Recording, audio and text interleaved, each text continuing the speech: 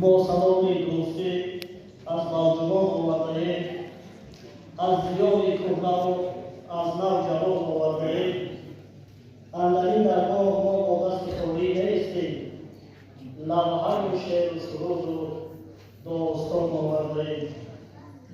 معلم عزیز مهربان حضور گرامی پیش از همه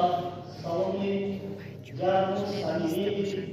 مردم مهنتکش و مهمان‌دوستی ناحیه مقدم بازمان رو برای خودش شما برسانم. واقعا من باعث افتخار است که امروز در یکی با شما در یک چهارراه با شکوه و خاطرمان بخشیده به 50 سالگی فعالیت ایجادی و آموزگاری هنرپیشه خلقی تاجیکستان مریم ایسایلووا قرار دادیم. در این لحظه‌های فرح‌بخش با کمال احترام با قرار مجلس وکیل خلق ناحیه نوجوان از 23/12/2025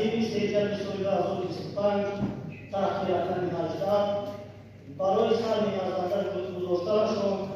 در رشد و انتشار ساحه‌های گوناگون خواجگی خلق ناحیه و جمهوری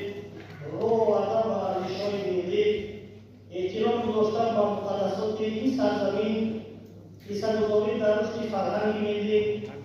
آفریدن نقش‌های بی‌نظیر و تربیت کدرهای بلندپایه فرهنگ و صنعت در سطح جمهوری و بیرون از جمهوری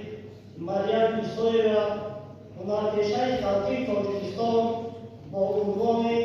شهروند فخری ناحیه نوجوان سرفراز گردانیده شود.